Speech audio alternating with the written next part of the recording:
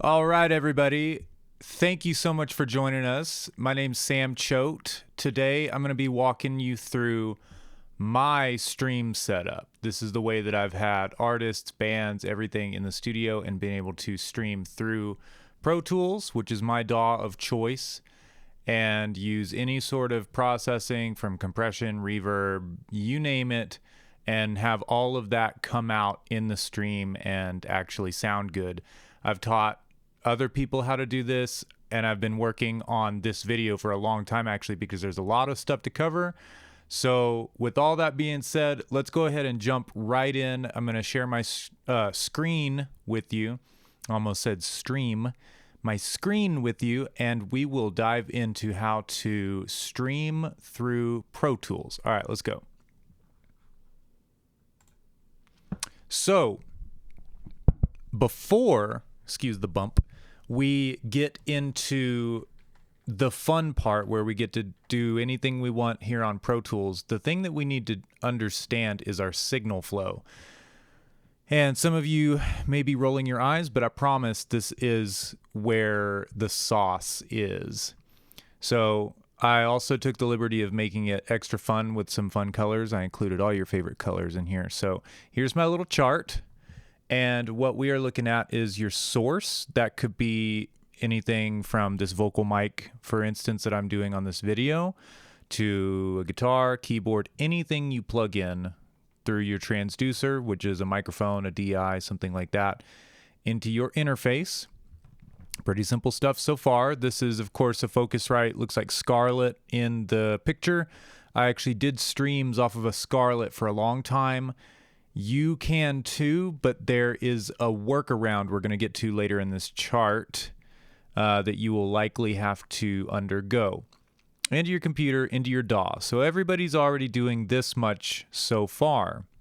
Where it gets complicated is when using a program such as OBS, which is what I use. It's Open Broadcaster Software or something like that. Great software, pretty easy to use and get into and start streaming. You have to have a signal entering into OBS that is post-processing. What that means is that if you plug in all of this stuff and open Pro Tools and select your output on your interface, it is more than likely going to read your dry output from the interface. It's going to go straight through the interface to OBS because that interface is working with your computer, and OBS has the same level of permissions and priority that anything else does. So it's not seeing any of your processing from your DAW, and that's a problem. That's a problem because you want all the cool stuff on Pro Tools. You want to have compression and EQ and reverb and delay and everything like that. And so what you have to do is one of two things. There is the way that I did it with more of like your entry-level interface, which requires a second interface. That's the secret there. Because what you have to do, like I said, is run all of your stuff all of your inputs into one interface, do all of your processing, and then send that out to a second interface that's connected via USB. And I have the H4n Pro image there because that's actually what I used for a long time. This thing is so handy. I know that we're on like an H8 now. That's probably great too. It looks awesome, but that thing has saved my butt a lot. It works as a 2 or 4 channel interface. I forget. You only need the 2 channels because it's like stereo left, right. But moral of the story is second interface. If you are using a more entry-level interface that doesn't have robust routing software like this does, Total Mix for RME, then you are likely going to need a second interface because you have to be able to route it after processing. The way that I do it now, since owning my RME Fireface 802, which I love for the record, I am a Windows guy, as you can see from my screen cap. Love the RME. It's fantastic. I never even think about it. It just works. It's so great. I love it. In Total Mix, there is something called a loopback. You can see that I've got it selected down here on output 5 and 6. And if I click over there, then you can see that I have audio coming out of 1 and 2 for 5 and 6. That's a confusing way to say that. But as you can see, anytime you click on a different output, then it shows you what channels are up in that. So essentially 5 and 6 is another output. And then I have 1 and 2, which if you'll check out over here, that's what I have coming out of Pro Tools. And that is also, I'm going to share the infinite void with you here real quick, so bear with me. That is also what I have down here in OBS. I think it'll open here. Yeah, boom. So 5 and 6 are my device input captures, and that's what I'm able to talk on right here.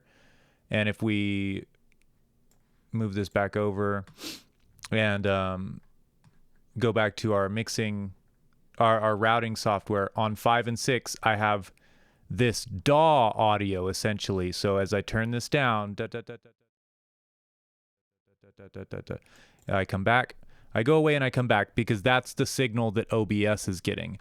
I'm still hearing myself even as I turn that down because I'm monitoring, I think, off of this. This is my first headphone.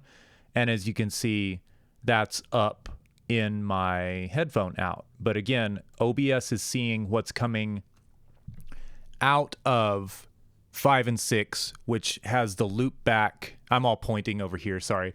Which has the, it's over there for me, which has the loop back enabled.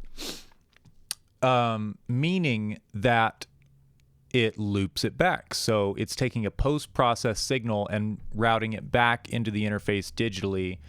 And you can choose from any of these. I mean, I could also choose 5 and 6. I could choose 3 and 4 and just turn that up. I'll show you guys here. We'll go to Pro Tools and I will choose 3 and 4. I'm going to go away for a minute.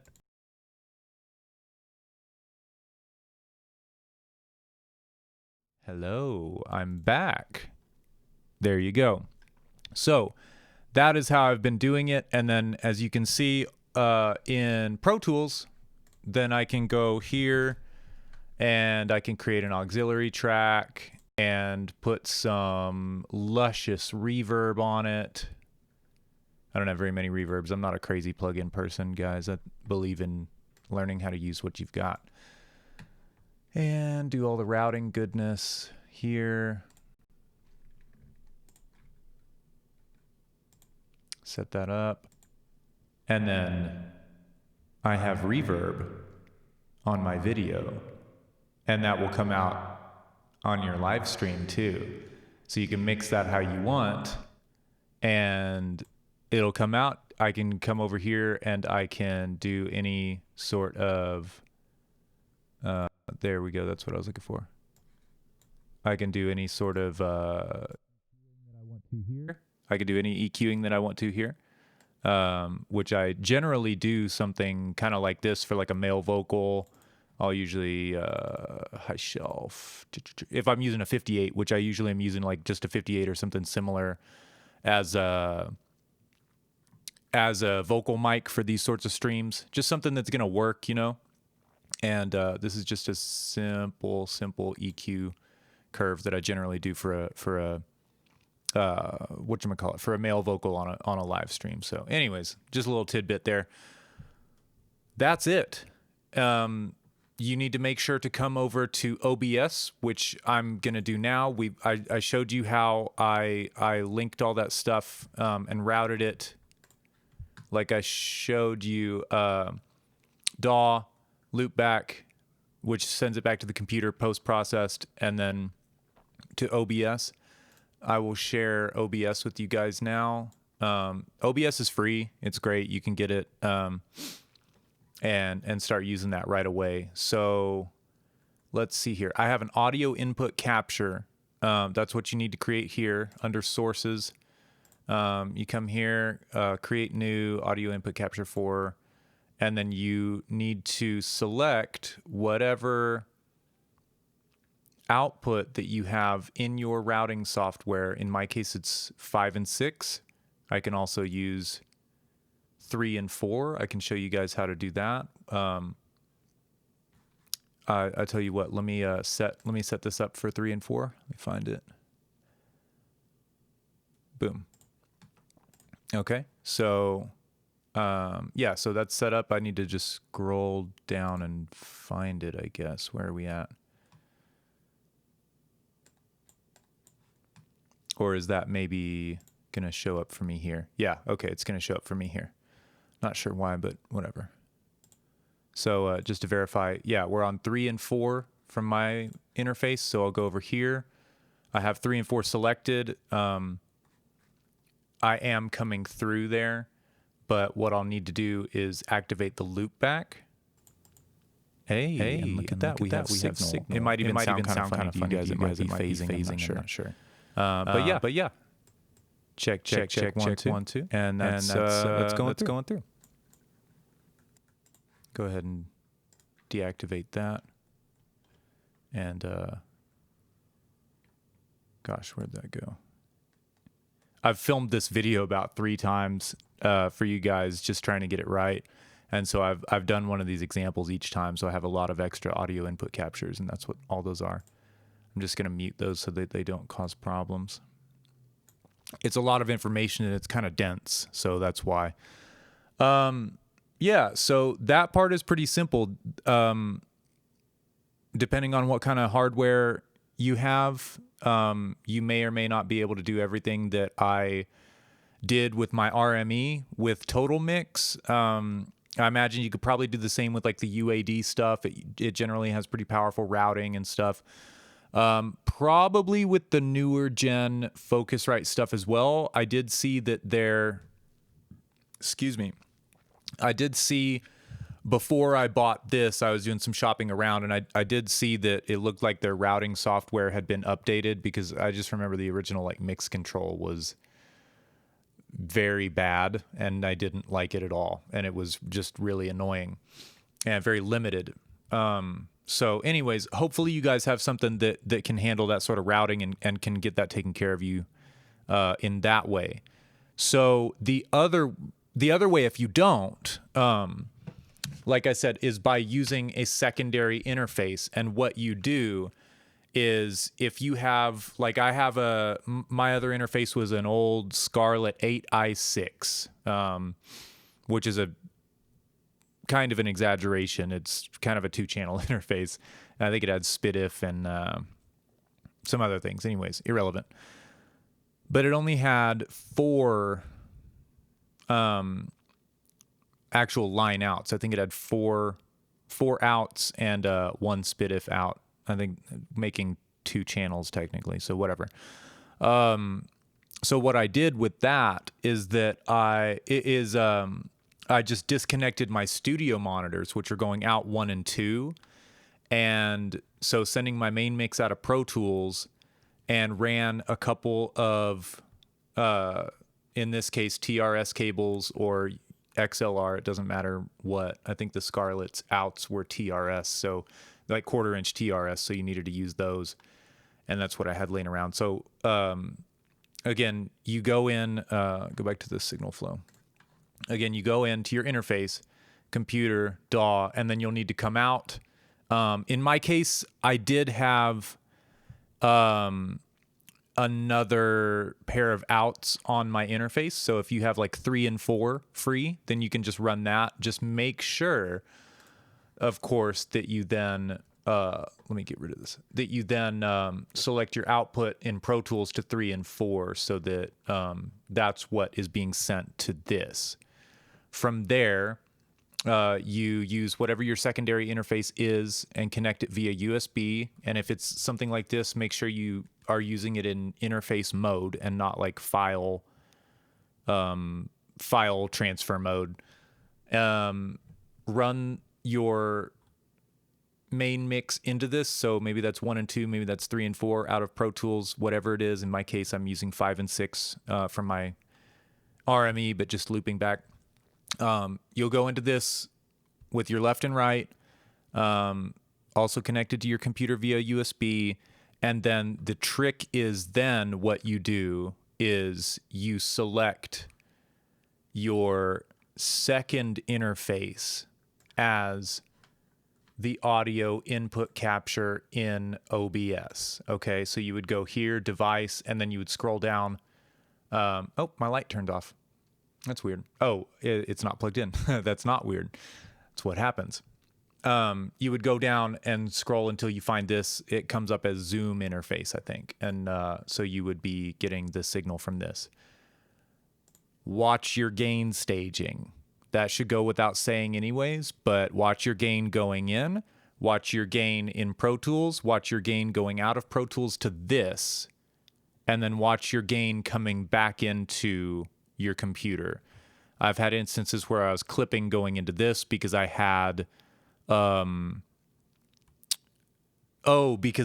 my outputs on my old Scarlett interface were set to like plus 4 dB or something like, or line level or something, and I was running into preamps here, and so it was like, you know, blowing these things out. So I switched to whatever lower setting it had, and then turned up the gain slightly here until I started. You could see where my voice is at on here. So yeah, music, your session, that kind of thing is totally fine to be hitting about here. You can even see down below it says -10, so we're like totally good. And that's it as far as I can think. Oh, actually, no, I'm sorry. There's one more thing. As far as video going in, see, this is a lot of information. I told you.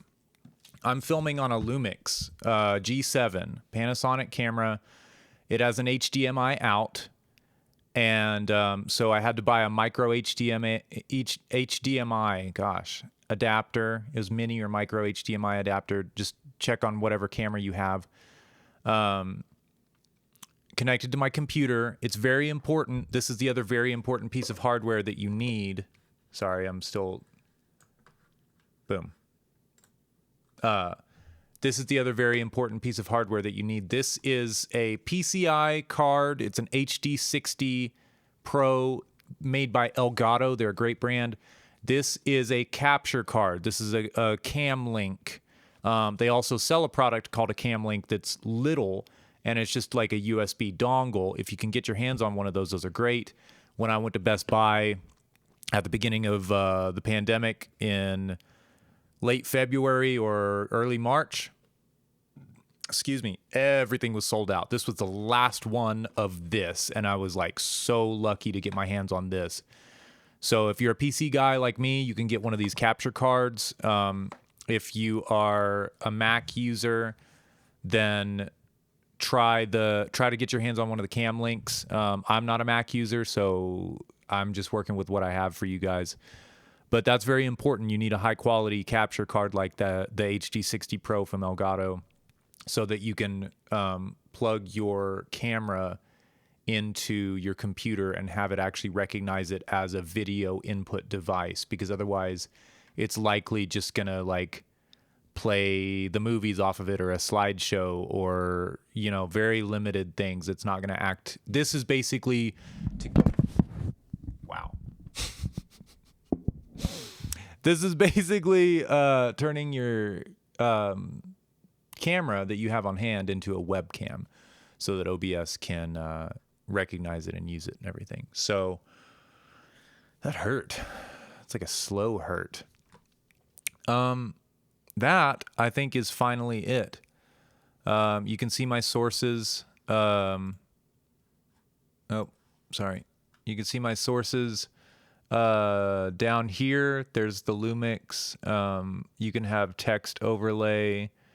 I have all sorts of things for my live streams. I have a couple different scenes over here and everything. So, I think,